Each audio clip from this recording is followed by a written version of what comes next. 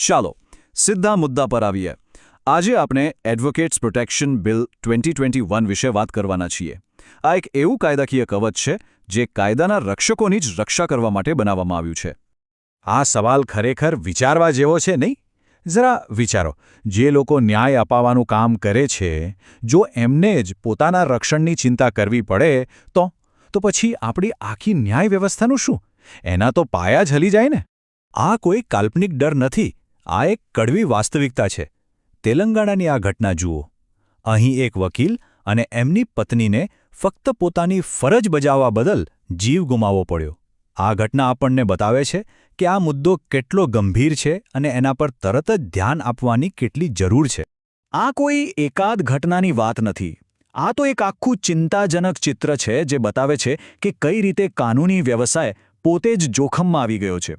તો ચાલો આપણે જરા ઊંડાણમાં ઉતરીને સમજીએ કે વકીલોને ખરેખર કેવા કેવા જોખમોનો સામનો કરવો પડી રહ્યો છે. અહીં વાત ખાલી શારીરિક હુમલાની નથી. જોખમો ઘણા પ્રકારના છે. વકીલોને ધમકાવવામાં આવે છે, હેરાન કરવામાં આવે છે, કેસ પાછો ખેંચવા માટે દબાણ કરાય છે. એટલું જ નહીં, અસીલની ગુપ્ત માહિતી બહાર લાવવા માટે પણ દબાણ થાય છે અને એમને પરેશાન કરવા માટે ખોટા કેસ પણ કરવામાં આવે છે. આ એક પ્રકારનું વ્યવસ્થિત દબાણ છે. સુપ્રીમ કોર્ટની આ એક લાઇન બધું જ કહી દે છે. વકીલ એ કોર્ટનો અધિકારી છે. એટલે જ્યારે કોઈ વકીલ પર હુમલો કરે છે ત્યારે માત્ર એક વ્યક્તિ પર નહીં પણ આખી ન્યાય વ્યવસ્થા પર હુમલો કરે છે. એટલે એમનું રક્ષણ કરવું એ ન્યાયની પ્રક્રિયાનું રક્ષણ કરવા બરાબર છે. અને જુઓ, આ કોઈ નવી માંગ નથી. છેક 1990માં યુનાઇટેડ નેશન્સ પણ કહ્યું હતું કે સરકારોએ વકીલોની સુરક્ષા સુનિશ્ચિત કરવી જોઈએ. હવે દાયકાઓ પછી ભારતમાં આ દિશામાં નક્કર કામ થઈ રહ્યું છે, જેની શરૂઆત રાજસ્થાને કરી. ખરેખર એક ઐતિહાસિક પગલું. તો સવાલ એ છે કે આ ગંભીર સમસ્યાનો ઉકેલ શું? તો ચાલો હવે એડવોકેટ્સ પ્રોટેક્શન બિલ 2021ની અંદર શું છે એ જોઈએ.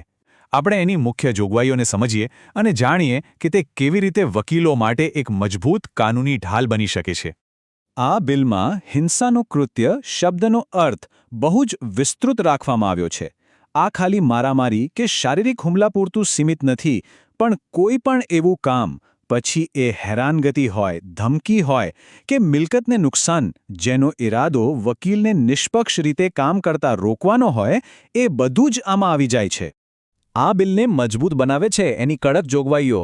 જુઓ, 6 મહિનાથી 5 વર્ષ સુધીની સજા અને 1 લાખ રૂપિયા સુધીનો દંડ. અને જો કોઈ વારંવાર આવો ગુનો કરે તો સજા સીધી 10 વર્ષ સુધી પહોંચી શકે છે. સૌથી સારી વાત એ છે કે પીડિત વકીલને જે નુકસાન થયું હોય એનું વળતર પણ અપાવવાની જોગવાઈ છે. આ બિલની એક બીજી ખાસ વાત એ છે કે એ ખાલી સજાની વાત નથી કરતું, એ ઝડપી ન્યાયની પણ વાત કરે છે. અને એના માટે આ આંકડો બહુ જ અગત્યનો છે, 30. મતલબ કે વકીલ વિરુદ્ધ કોઈ હિંસા થાય તો એની તપાસ ફક્ત ને ફક્ત 30 દિવસમાં પૂરી કરી દેવાની. આનાથી જવાબદારી નક્કી થાય અને મોડું ન થાય. અને પ્રક્રિયા પણ એટલી જ મજબૂત બનાવાઈ છે. ગુનો બિનજામીનપાત્ર છે, એટલે કે જામીન સરળતાથી ન મળે. તપાસ કોઈ નાના મોટા અધિકારી નહીં, પણ ઓછામાં ઓછા SP રેન્કના અધિકારી કરશે. અને કેસ પણ સીધો ડિસ્ટ્રિક્ટ અને સેશન્સ જજની કોર્ટમાં ચાલશે. આ બધું એ સુનિશ્ચિત કરે છે કે ફરિયાદને પૂરી ગંભીરતાથી લેવામાં આવે. હવે આ બિલની ખૂબી એ છે કે તે માત્ર શારીરિક સુરક્ષાની વાત નથી કરતું. એ એવા અદૃશ્ય જોખમોની પણ વાત કરે છે જે કદાચ દેખાતા નથી, પણ વકીલના કામ અને આખી ન્યાય પ્રણાલી માટે ખૂબ જ ખતરનાક છે. અહીં એક બહુ નાનો પણ બહુ જ મહત્વપૂર્ણ તફાવત સમજવો જરૂરી છે. કોઈને સાચી ફરિયાદ હોય તો તે કેસ કરી શકે, પણ જ્યારે કાયદાનો દુરુપયોગ વકીલને ડરાવવા, હેરાન કરવા કે એમના પર દબાણ લાવવા માટે એક હથિયાર તરીકે થાય, ત્યારે એ બદઇરાદાપૂર્વક કાર્યવાહી ગણાય. અને આ બિલ બરાબર આવા જ દુરુપયોગને રોકવા માટે છે. તો પછી આવા દુરુપયોગને રોકવા માટે શું? તો એના માટે એક મજબૂત આર્થિક દંડની જોગવાઈ છે.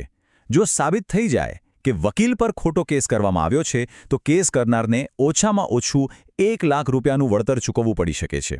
આ રકમ કોઈને પણ આવું ખોટું પગલું ભરતા પહેલા 2 વાર વિચારવા મજબૂર કરી દેશે. અને આ જોગવાઈ તો ખૂબ જ સ્માર્ટ છે. આ વકીલ અને એના અસીલ વચ્ચેના ગોપનીય સંબંધનું રક્ષણ કરે છે. જો કોઈ તપાસ દરમિયાન વકીલ અને અસીલ વચ્ચેની કોઈ ખાનગી વાતચીત કે દસ્તાવેજ મળે તો કાયદો એવું માની લેશે કે તે માહિતી દબાણ કરીને, એટલે કે ગેરકાયદેસર રીતે મેળવવામાં આવી છે. આનાથી વકીલ અસીલ વચ્ચેનો વિશ્વાસ જળવાઈ રહે છે. પણ આ બિલનો રસ્તો એટલો સહેલો પણ નથી.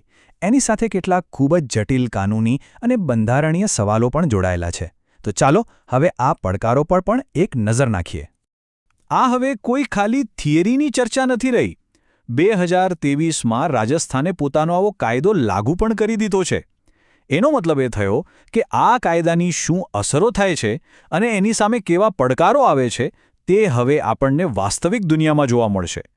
અહીં જ મુખ્ય કાનૂની દલીલો શરૂ થાય છે. સૌથી મોટો સવાલ એ છે કે શું કોઈ એક જ વ્યવસાયને આવી ખાસ સુરક્ષા આપવી એ બંધારણના અનુચ્છેદ 14 એટલે કે સમાનતાના અધિકારની વિરુદ્ધ છે? કારણ કે કાયદા સામે તો બધા સમાન હોવા જોઈએ. બીજો સવાલ એ કે ફોજદારી કાયદા તો સામાન્ય રીતે કેન્દ્ર સરકાર બનાવે છે. તો શું કોઈ રાજ્ય આવો કાયદો બનાવી શકે? આ એવા પ્રશ્નો છે જેના જવાબ કદાચ આવનારા સમયમાં કોર્ટ નક્કી કરશે. અને અંતે આપણે આ એક મોટા સવાલ પર આવીને ઊભા રહીએ છીએ. વકીલોનું રક્ષણ કરવું ખૂબ જ જરૂરી છે, એમાં કોઈ શંકા નથી. પણ એ રક્ષણ અને કાયદાના શાસન વચ્ચે સંતુલન કેવી રીતે જાળવવું? એ કેવી રીતે સુનિશ્ચિત કરવું કે રક્ષકો પોતે કાયદાથી ઉપર ન થઈ જાય? આ એક એવો સવાલ છે જેનો જવાબ શોધવો એ જ આપણી ન્યાય પ્રણાલીની ખરી કસોટી છે.